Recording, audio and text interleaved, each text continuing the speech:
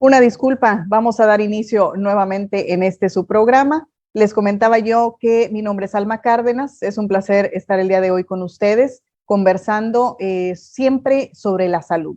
Queremos saber sobre especialidades médicas, sobre tratamiento de ciertos padecimientos y en esta ocasión pues queremos platicar con la especialidad de la otorrinolaringología.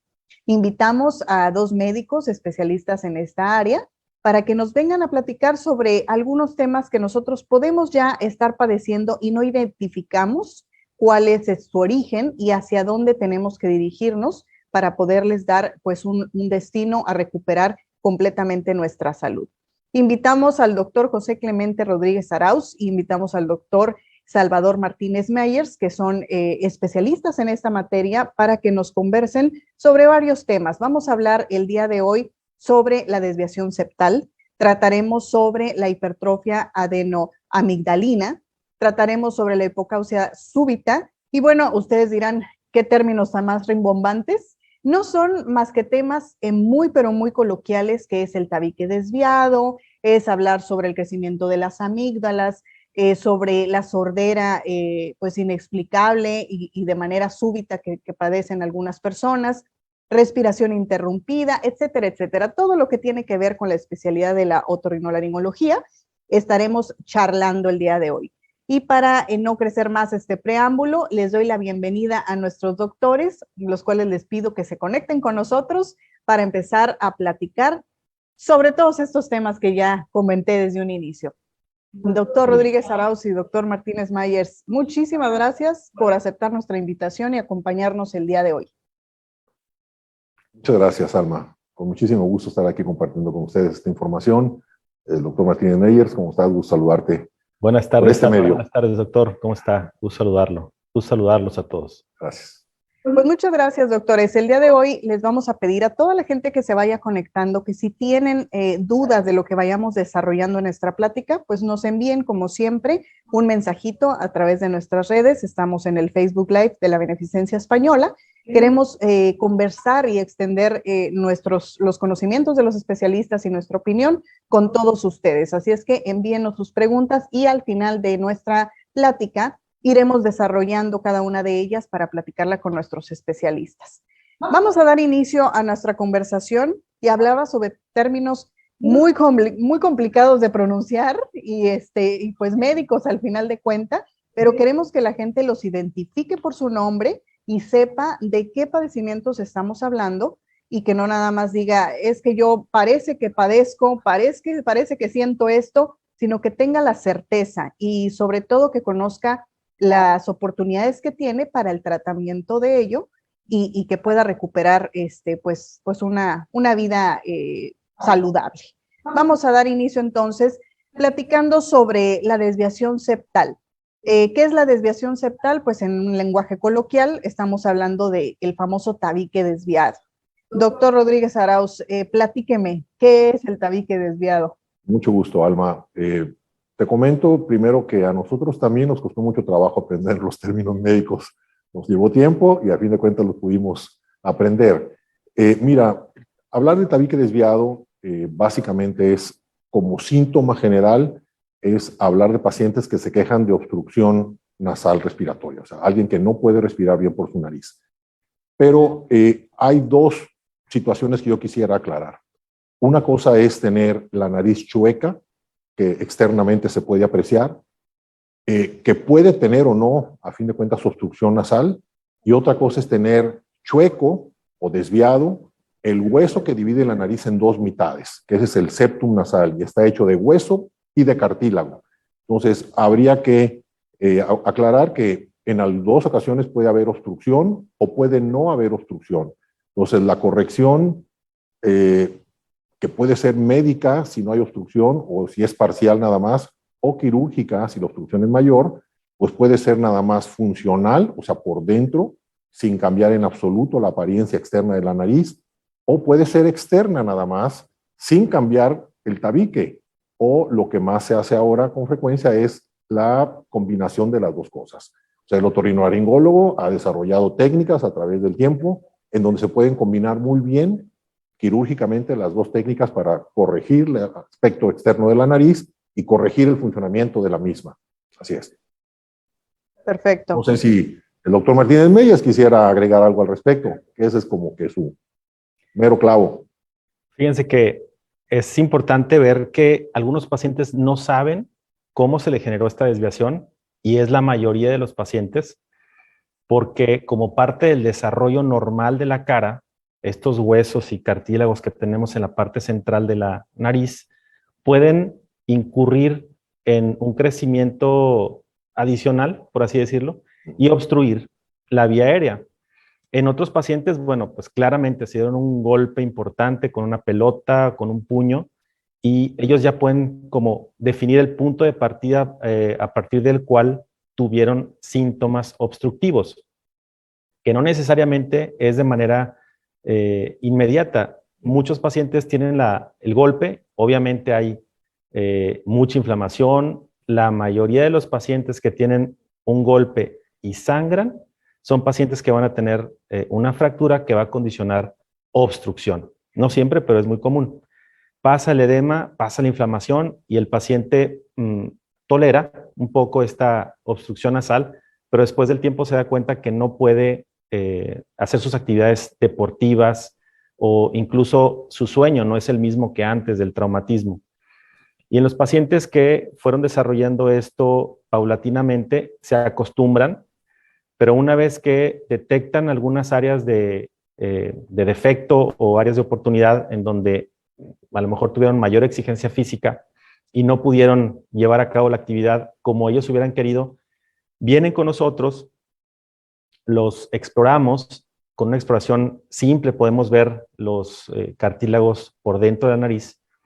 A veces es necesario hacer alguna endoscopía en el consultorio y podemos ver hasta la parte más profunda de la misma y poder detectar si solamente es el tabique desviado o si además se le acompaña de alguna hipertrofia de los cornetes nasales, que son como unas estructuras internas que calientan, humidifican y acondicionan el aire y que nos ayudan, obviamente, si está muy cálido el clima, lo enfrían, si está muy frío, lo calientan, y si hay un error en la función de estos sistemas, pues bueno, se van a representar en obstrucción nasal. De modo que con la exploración física nosotros podemos identificar cuáles son las áreas de oportunidad y, como bien dijo el doctor Rodríguez Arauz, saber si con un tratamiento médico que puede consistir en lavados nasales o medicamento tópico en la nariz o vía oral, el paciente puede resolver de manera satisfactoria y aumentar su calidad de vida, o bien necesita una corrección quirúrgica que puede ser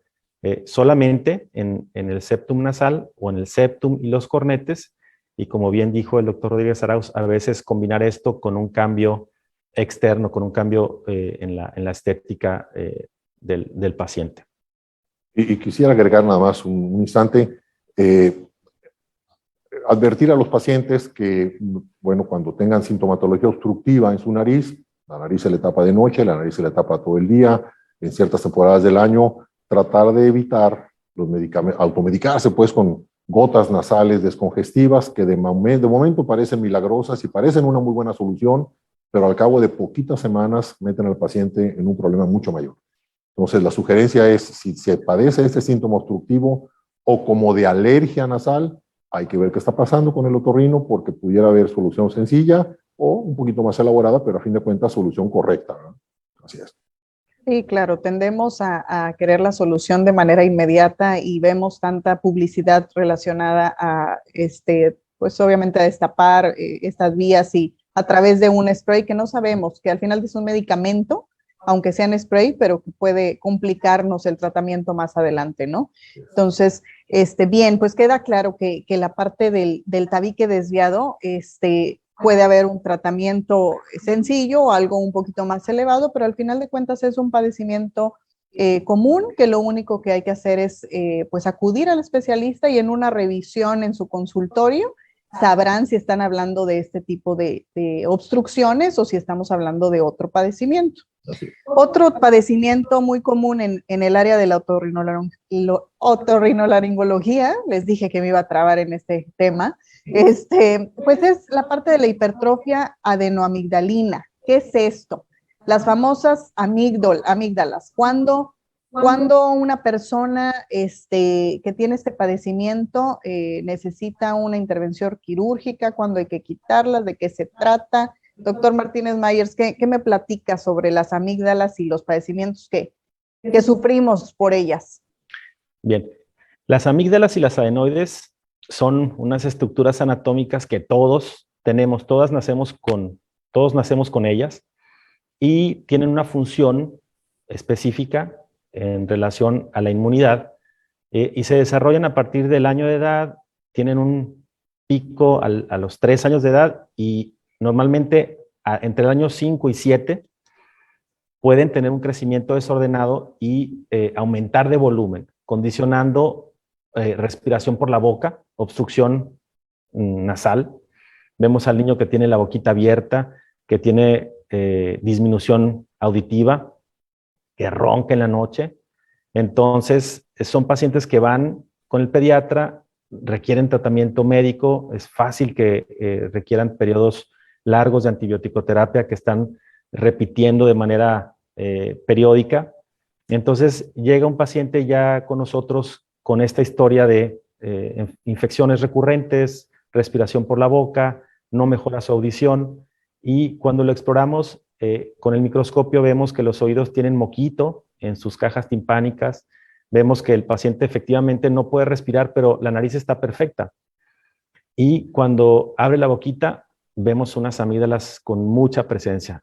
Las amígdalas que las personas le llaman coloquialmente anginas, las podemos ver al momento de que el paciente abre la boca, incluso a veces necesitamos deprimir la lengua, a veces ni siquiera las vemos saltar y podemos ver que tienen un problema francamente obstructivo y es un paciente al cual muchas veces tenemos que darle tratamiento médico para que pasemos esta fase aguda y después muy probablemente vamos a necesitar algún tratamiento quirúrgico que pueda tener relación con quitar el problema obstructivo. Entonces, normalmente son pacientes que tienen recurrencia, a veces tienen hasta 7 cuadros infecciosos al año, a veces tienen 5 cuadros en 2 años o 3 cuadros por 3 años consecutivos. Entonces, el costo en estos pacientes en cuanto a incapacidad, que no pueden ir a la escuelita, que no pueden disfrutar de una vida ordinaria,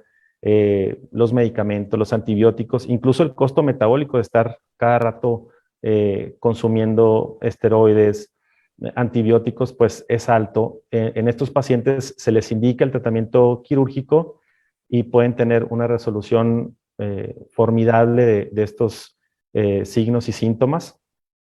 Y pues bueno, justamente a nivel del oído, acompañando estos 2 procedimientos que a veces tenemos que hacer de quitar amígdalas y adenoides, tenemos que hacer una microincisión en el oído y poner un tubito de ventilación para que por ahí drenemos moquito y el paciente inmediatamente escucha de maravilla y pues bueno, puede continuar su crecimiento de manera correcta.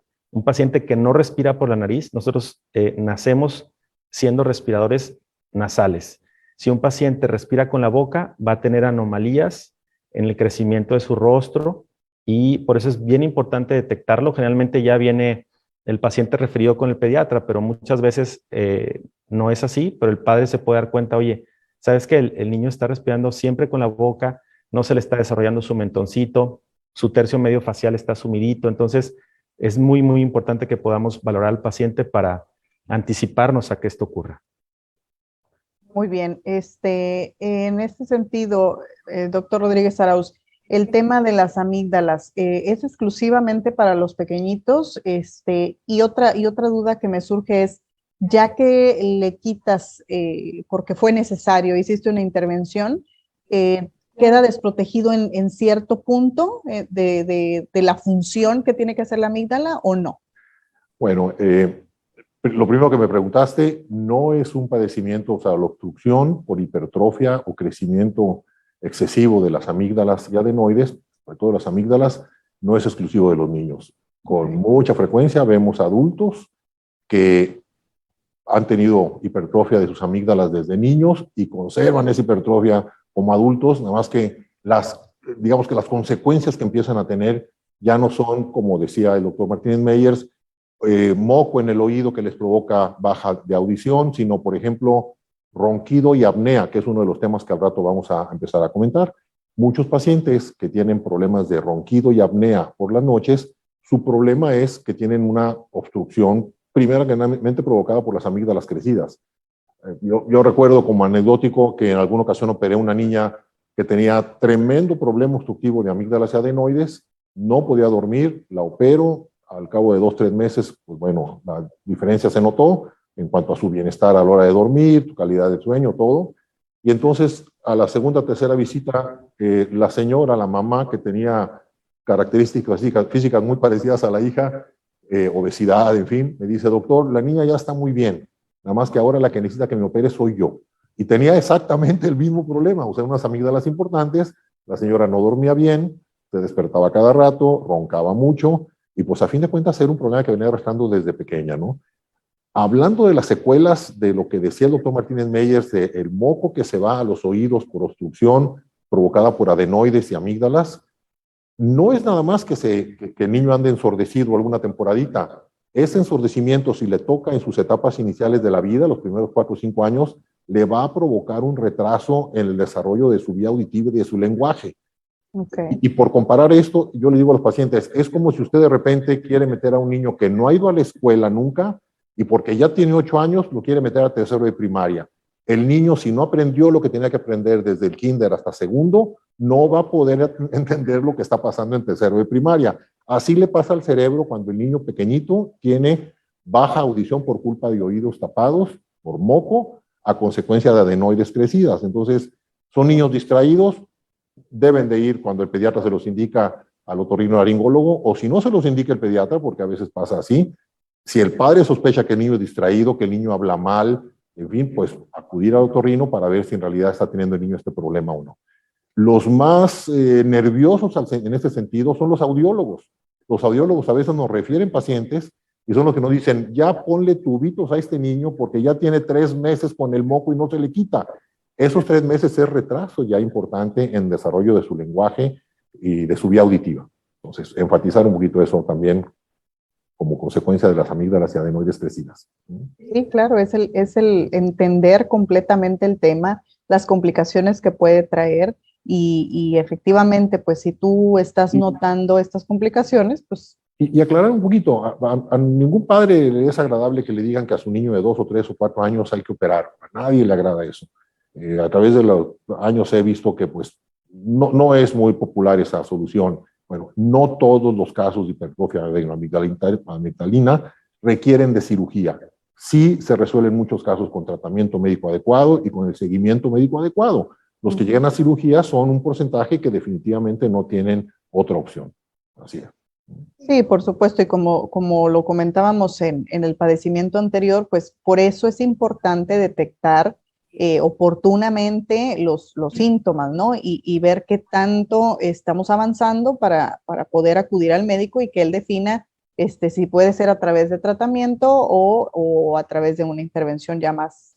Esta idea de no lo quiero llevar al otorrino porque me lo va a operar, pues no es así. El otorrino, hay indicaciones precisas que uno sigue desde el punto de vista profesional, médico, y a cada quien le toca lo que tiene que tocarle para resolverle su problema de manera satisfactoria. No siempre es cirugía. Claro que sí. Y bueno, precisamente hablando sobre la sordera, la falta de audición, surge otro tema que es la hipoacusia súbita. Es decir, cuando tenemos una sordera inexplicable de manera pues muy rápida o súbita, como comento, y que me gustaría saber pues también cómo es que surge esto, de qué se trata, o ya hablamos sobre esta parte de las amígdalas, pero supongo que hay otro tema aquí importante. La hipoacusia, Alma, que es la disminución de la agudeza auditiva, en el caso de las amígdalas, se presenta en una parte del oído en donde no está afectado el nervio, o sea, es más externo al nervio auditivo. Entonces ahí la solución y las consecuencias son diferentes. A fin de cuentas, el niño no pierde de manera definitiva su audición, por lo regular, a menos de que se abandone completamente al tratamiento. Mientras que la hipoacusia súbita nos referimos a una afectación repentina, por algunas diferentes causas, de, como yo le digo a los pacientes, de la mera raicita donde empieza el nervio auditivo, ¿sí? Hay el oído interno, hay un órgano ahí que convierte el sonido ya en impulsos nerviosos. Ahí hay unas fibras muy delicadas que se afectan con facilidad por problemas, pues, principalmente virales o circulatorios. Y la sintomatología que el paciente siente en cualquier edad, muy frecuentemente la refieren como que sentí que me entró agua en el oído cuando me estaba bañando, con o sin un zumbido, a veces ni siquiera es tan intenso el zumbido, y los pacientes se quedan con confianza de que eso se les va a pasar después de 2 o 3 días. Yo quise incluir este tema cuando nos preguntaban sobre los temas a tratar, porque esto es una urgencia otorrinolaringológica y la consecuencia de no atenderla adecuadamente o rápidamente es perder la audición de manera definitiva en el oído afectado. O sea, aquí, cuanto más rápido el paciente acude al médico, más posibilidades hay de que se recupere con el tratamiento por la audición perdida. Entonces, por eso quisiera yo, no siempre cuando sentimos que se nos tapa el oído, o sea, no siempre es un tapón de cerilla, no siempre es agua que me entró en la alberca, ni en la playa. A veces es una hipoacusia súbita y conviene a la brevedad ir a acudir con un otorrinolaringólogo, que es el que podría realmente como que tener la experiencia en estas situaciones. Sí hemos visto desafortunadamente casos donde de repente no se detecta a tiempo esto y llegan los pacientes 3 semanas después, 1 mes y medio después, cuando ya se les dio algún tratamiento con gotas de algo y que resulta que no era la opción inicial. Entonces, nada más enfatizar esto, se me tapa un oído, ojalá sea un tapón de cerilla, ojalá sea un poco de agua, pero por si las dudas voy con el otorrino para ver si no es otra cosa. ¿Sí? Eso era la razón. Claro, y bueno, comentaba que parte de las causas, o entendí que puede ser algo viral, o cuáles son realmente las causas que pueden llevar a esto. Bueno, pues, sigo comentándolo. Sí, básicamente o principalmente pueden ser problemas de tipo viral, o sea, algún virus que afecta directamente esa zona del oído. No necesariamente que me dio gripa, o sea, yo no tuve gripa, doctor, no, nadie está diciendo que le dio gripa, o sea, hay un virus que puede llegar ahí directo y afectar esa zona, o también cambios circulatorios a nivel microscópico que pueden provocar que estas fibras tan sensibles se lastimen, sufran por falta de circulación y se lastimen de manera irremediable. Así es. Esas son las 2 principales causas y las 2 tienen manera, pues bueno, de que si se auxilia de manera oportuna el problema, pudiéramos minimizar la pérdida auditiva, que es lo principal. Perfecto. Porque esas pérdidas auditivas luego ya ni con aparato auditivo suelen funcionar bien. Sí, es un tema muy delicado y que ciertamente como pues el dolor es local o es súbito, que dices tú, de repente así perdí la audición y efectivamente pensamos como pacientes, he de traer ahí sucio, he de traer algo. ¿Sí? Podemos dejar 2 o 3 días a ir al médico, pero bueno, en una de esas no. Así en una de esas es algo mucho más complicado. Es por eso pues, importante atenderse de manera inmediata. Así es. Y bien, ahora pasamos al tema de la disfonía. ¿Qué es la disfonía? ¿Es el cambio del timbre de voz o la pérdida de voz, como decimos coloquialmente, es estar afónico? Doctor Martínez Myers, cuando uno presenta esta parte de la disfonía, ¿cómo lo puede explicar científicamente? ¿De qué se trata y cuándo pues hay que poner atención? Porque a lo mejor no es por gritar mucho, sino que hay algún otro padecimiento que pueda estar ocasionándolo. Bien, la voz se produce en la laringe. La laringe es la cajita que tenemos en el cartílago tiroides y adentro hay unos músculos que se juntan cuando sale el aire y es cuando emitimos la voz, y cuando se separan inspiramos. Entonces, cuando hay un problema, ya sea que abusó el paciente de la voz, maestros, cantantes, hablaron en exceso o con un tono demasiado elevado, muchas veces esas cuerditas se inflaman y se generan un proceso de laringitis. Entonces, la unión entre estas cuerdas no es armónica y no presenta correctamente los tonos al hablar.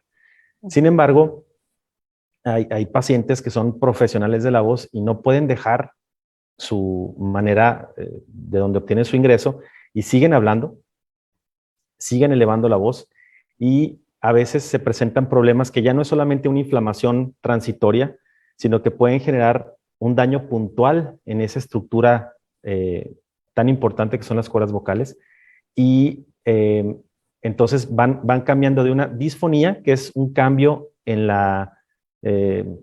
el habla normal, hasta una afonía, que es algo muy raro, pero es cuando ya no pueden definitivamente, no les sale la voz, por así decirlo. Entonces, desafortunadamente, hay muchos pacientes que ya vienen con el especialista hasta que tienen este grado de, digamos, de disfunción vocal, pero muchos pacientes pueden llegar desde antes para que nosotros les ofrezcamos un tratamiento y veamos si hay algún factor desencadenante, porque definitivamente la técnica con la que uno habla, que idealmente los cantantes y los maestros ya saben cómo inspirar y cómo poder hacer sus largas charlas sin dañar las cuerdas vocales, pero algunos otros no. Entonces, ya sea que no puedan tener una correcta técnica al hablar o que tengan problemas en la vía aérea y tengan siempre que inspirar con la boca, y esto va a estar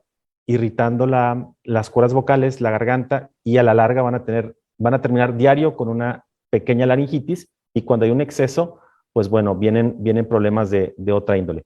Claro, habrá pacientes que tengan otros factores de riesgo, como el tabaquismo, y si están ronquitos y persiste esa disfonía, este cambio en la voz, necesitamos ver esa laringe porque puede ser que se esté formando alguna bolita.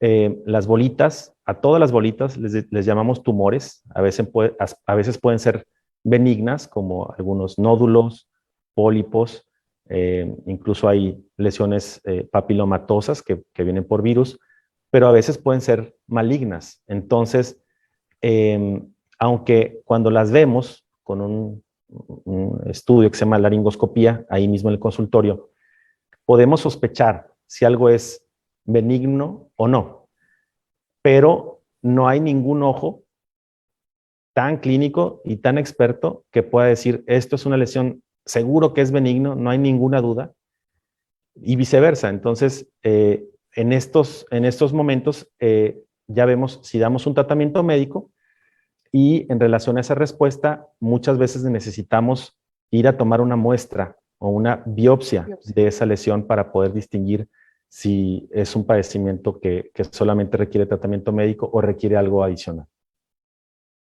Muy bien. Sobre este tema, sí, doctor Yo Rodríguez quisiera Arauz. agregar algo más de información. A mí, con respecto a las disfonías o las alteraciones en la voz, me gusta explicarle a los pacientes que deben de considerar la laringe, la manzana de Adán y los músculos que decía el doctor Martínez Meyers, como eso, como un órgano muscular. O sea, digo, imagínense que son sus piernas o sus músculos. Y estos, si están entrenados, pueden aguantar cualquier tipo de desafío. Un corredor con sus piernas entrenadas para correr maratones corre 42 kilómetros sin ningún problema. Si no está entrenado, a los 100 metros se desgarra y no puede caminar en no sé cuánto tiempo. Así le pasa a la laringe. Independientemente de los superdotados que tienen características anatómicas y hereditarias que les permiten hablar y cantar todo el día y toda la noche sin ningún problema, por lo regular se requiere una educación y desarrollo de esa musculatura como lo hacen las personas que se dedican profesionalmente al canto, ¿no? O sea, ¿cómo es posible que Vicente Fernández cantara hasta que el público dejara de aplaudir todas las noches y no se enronquecía? Y cualquiera de nosotros nos cantamos en un karaoke la mitad de una canción y al día siguiente estamos que no podemos presentarnos en el trabajo, ¿no? Entonces, es un órgano muscular, hay que entrenarlo. Ese entrenamiento se llama foniatría o canto, a fin de cuentas, y puede prevenir las lesiones que decía el doctor Martínez Meyers, puede prevenir los nodulitos, que son por abuso en el uso de estos músculos.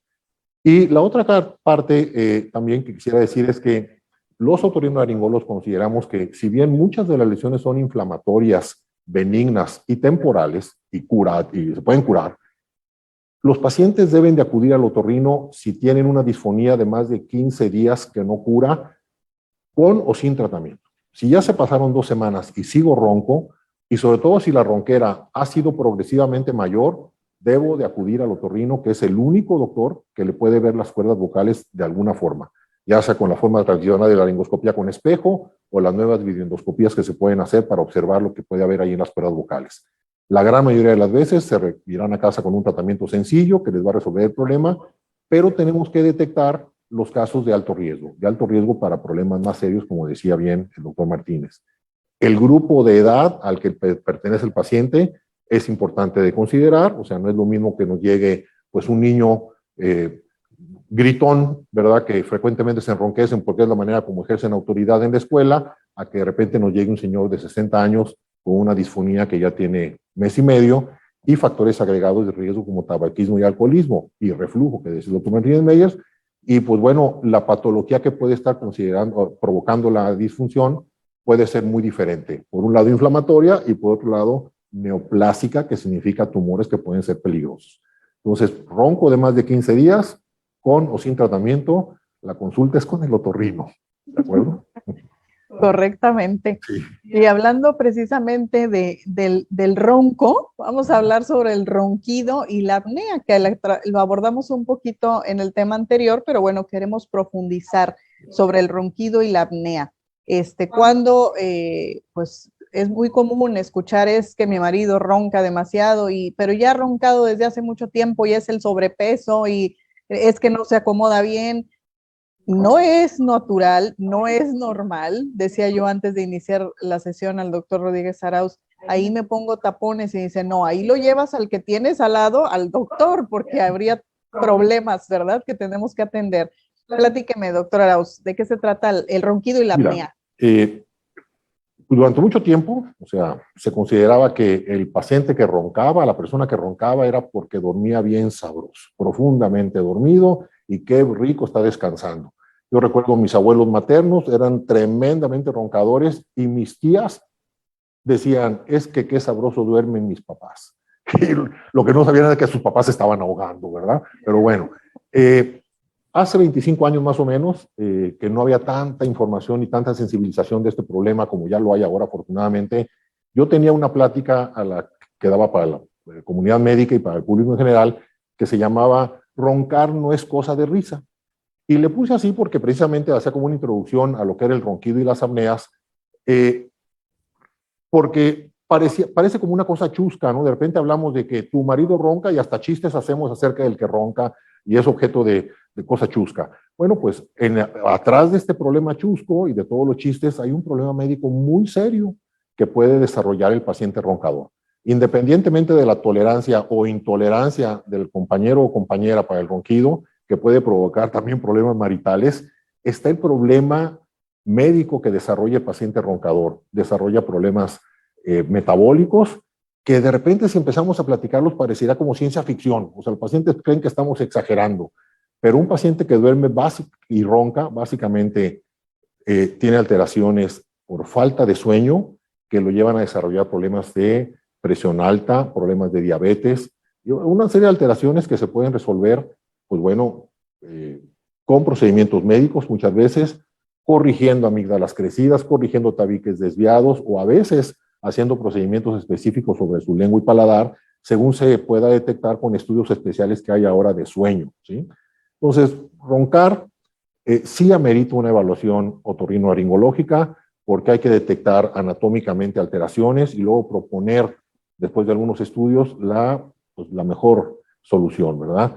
Yo veo con mucho gusto que ahora ya mucha gente está muy sensible a esto, sí se están haciendo estudios, sí acuden por las recomendaciones que uno da a hacerse los estudios especiales y sí están usando los aparatos, muchas veces cuando se resuelve con aparatos, los usan y les cambia la vida al paciente. Evitamos infarto. No sé si hablar de la familia, pero yo he tenido familiares que de repente, pues, el tío fulano se infartó dormido. ¿Y por qué se infartó dormido el tío fulano? Si estaba dormido, no estaba corriendo, no tenía presión alta, no se estaba agitando, no, pues estaba roncando. Y como estaba roncando, sí se estaba agitando, sí tenía presión alta y sí tenía problemas importantes y se infartó. Entonces, estas cosas son las que hay que evitar cuando el paciente tiene ronquido o apnea, ¿sí? Y el otorrino es el que puede iniciar los estudios importantes para ello. Y qué importante, pues sí, no se pone a pensar uno que la razón del por qué suceden las cosas, ¿no? Y de analizar que, pues aparentemente las cosas están bien, pero no. O sea, si hay algo que no es natural, debes de buscarle la razón y atacar lo que sea con el especialista, ¿no? ¿Sí? Doctor Martínez Myers, ¿algún comentario de este tema? Y es un tema profundísimo y muy extenso.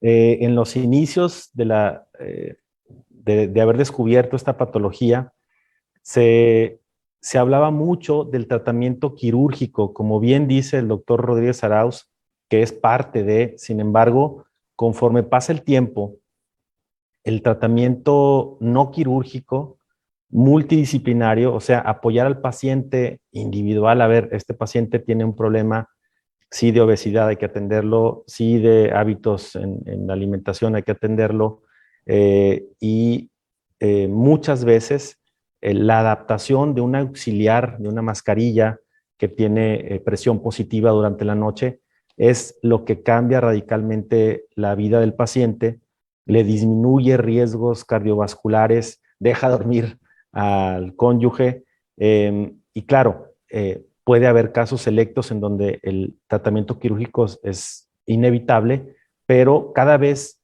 es más precisa, o sea, cada vez hay menos pacientes que necesitan un tratamiento quirúrgico para solventar un problema de apnea del sueño. Pero sí creo que vale la pena saber que este padecimiento es muy común verlo en el paciente adulto, pero reitero que en los niños se presenta apnea del sueño.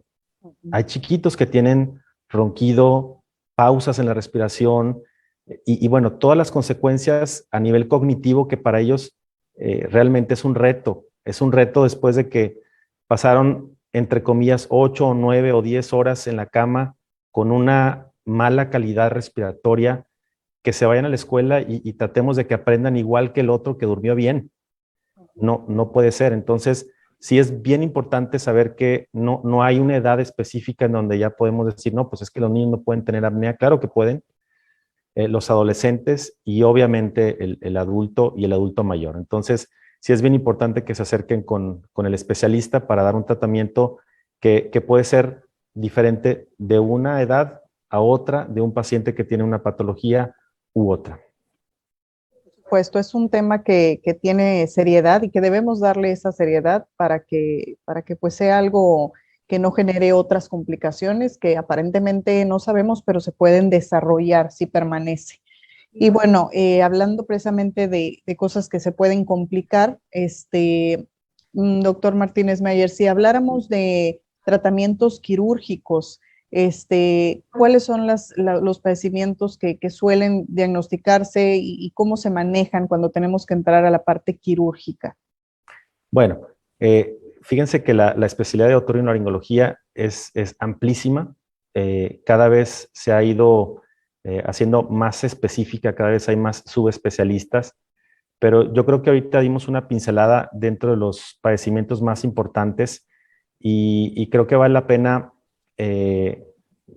mencionar que dentro de los padecimientos que ya mencionamos, como lo es la resolución quirúrgica de un tabique desviado, en donde muchas veces con anestesia local y sedación, el paciente en un sueño muy ligerito viene a la vene, corregimos su tabique en quirófano, se queda después un par de horas y después se egresa a casa con su medicamento vía oral y se recupera.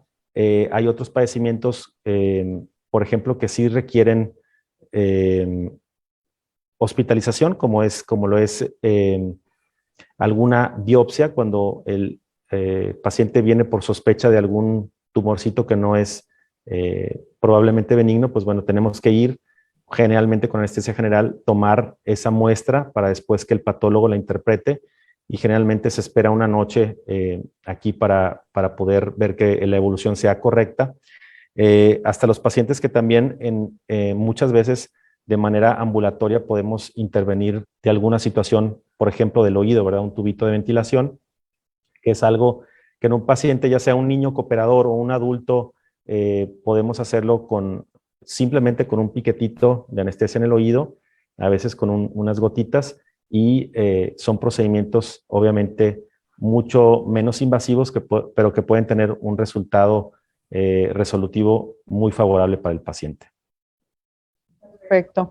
Pues bueno, vamos cerrando esta conversación. Creo que abarcamos el día de hoy los padecimientos, como dice usted, de manera muy superficial. Obviamente son temas muy profundos y la otorrinolaringología abarca muchísimos otros más.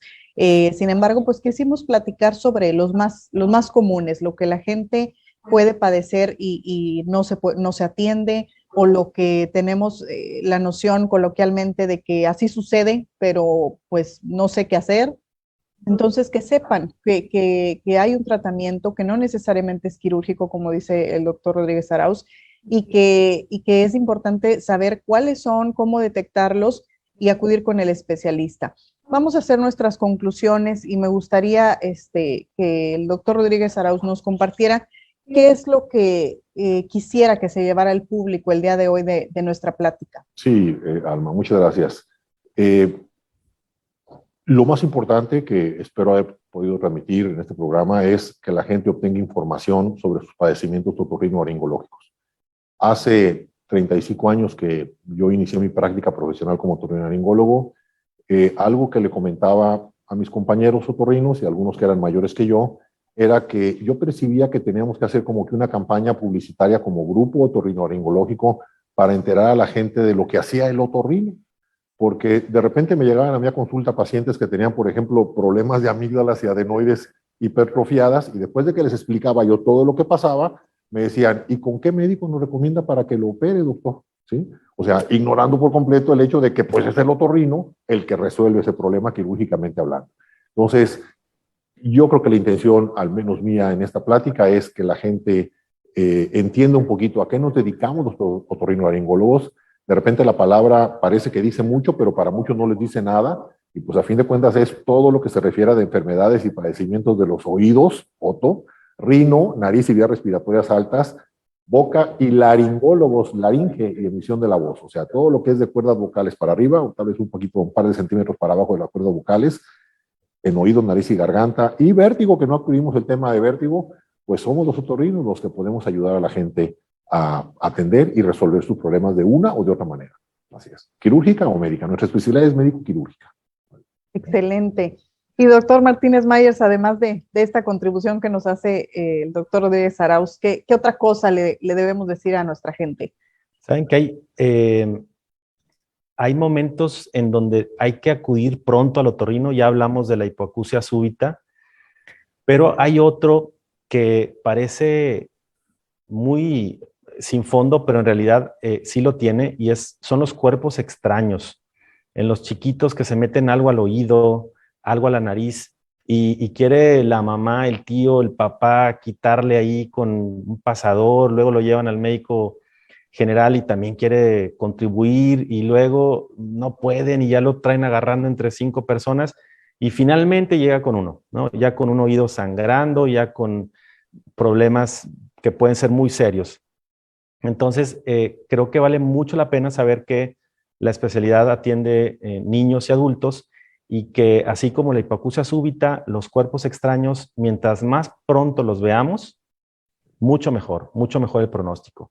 Y bueno, yo quiero, antes de despedirnos, sí resaltar que la experiencia que tiene el doctor Rodríguez Arauz es el otorrinolaringólogo más experimentado aquí de la Bene, y que para mí es un honor estar compartiendo esta tarde con él.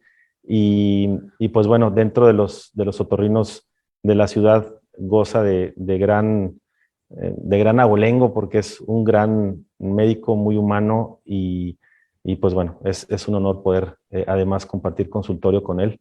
Más bien que él me comparta consultorio, y pues bueno, le agradezco muchísimo esta cabida que me ha dado aquí en la Bene. Don Martínez Reyes lo dijo de manera muy bonita, que soy el más viejito de la Bene, no. El otorrino más viejito de la Bene, pero bueno, está bien, te agradezco mucho, Salvador. Has experimentado. Es un gusto y un placer compartir contigo el consultorio y buena parte de nuestro trabajo también, por supuesto, además de esta plática. Muchísimas gracias. Pues bueno, vamos a pasar a la sesión de preguntas y respuestas para ir resolviendo algunas dudas que quedaron en el público. ¿Les parece bien? Vamos a empezar por aquí, nos vamos turnando si gustan. Dice, a mi hijo le sangra su nariz muy frecuentemente. ¿Qué puede ser? Doctor Rodríguez Arau, si gusta contestar esta pregunta. Muy bien. Pues es un motivo de consulta frecuente, tanto en niños como en adultos.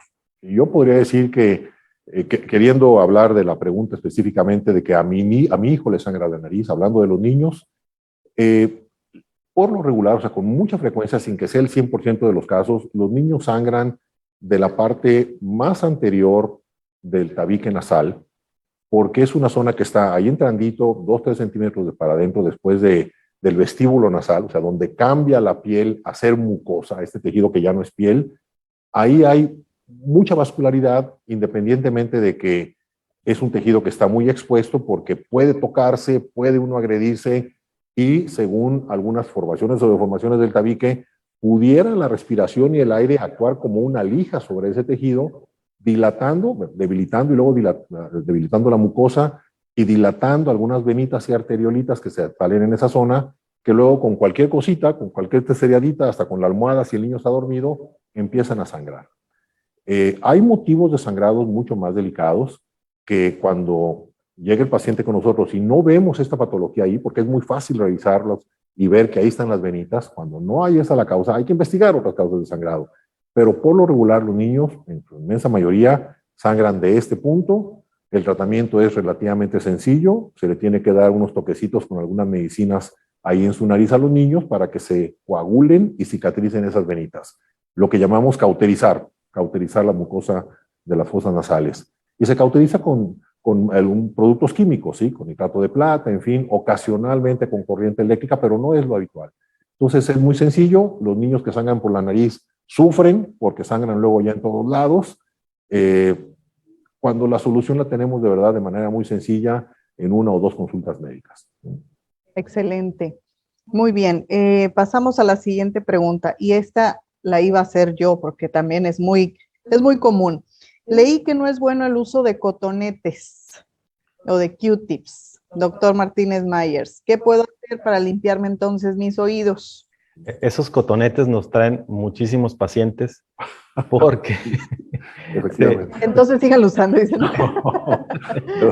El cotonete impacta el cerumen y es un cuerpo extraño que quita la película protectora, que es lo que debe tener el conducto, que es protectora física y protectora química del conducto y obviamente de lo que está al final, que es la membrana timpánica. Entonces, no es correcto el uso del cotonete, aunque el paciente diga, oiga, pero nada más la parte externa, yo nada más la parte externa, y ya cuando uno explora con el microscopio vemos una bola ahí de algodón que está súper full hasta adentro, en el tercio interno. Entonces, no es recomendable. La verdad es que el oído está diseñado para que ese propio movimiento del epitelio que va hacia afuera del conducto se salga solito.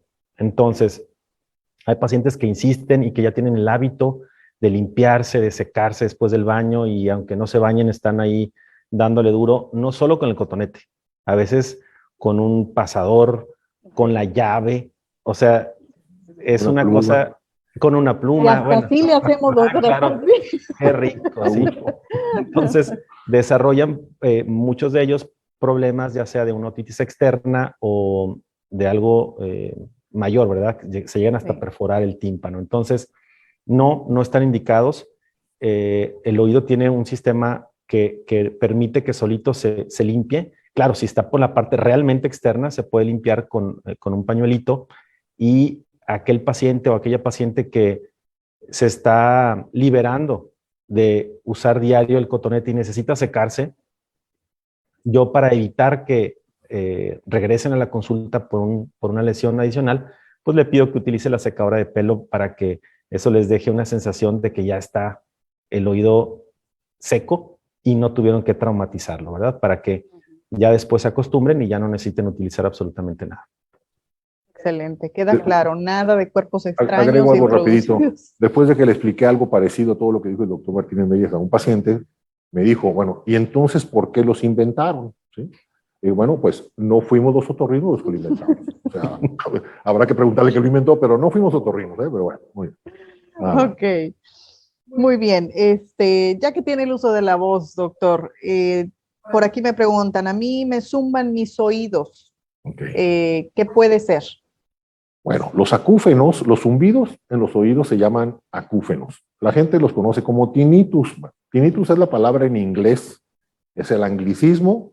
La palabra correcta en español de los zumbidos es acúfeno.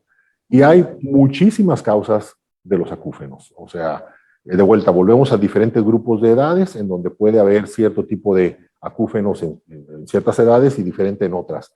Por ejemplo, algo tan sencillo como tener un tapón de cerilla provocado porque me lo impacté con un cotonete, puede provocar como síntoma, además de tener el oído tapado, un acúfeno, igual que lo que comentábamos con la hipoacusia súbita, se siente el oído tapado y tengo un zumbido, nada más que ahí no es un tapón de cerilla, sino un problema en el oído interno.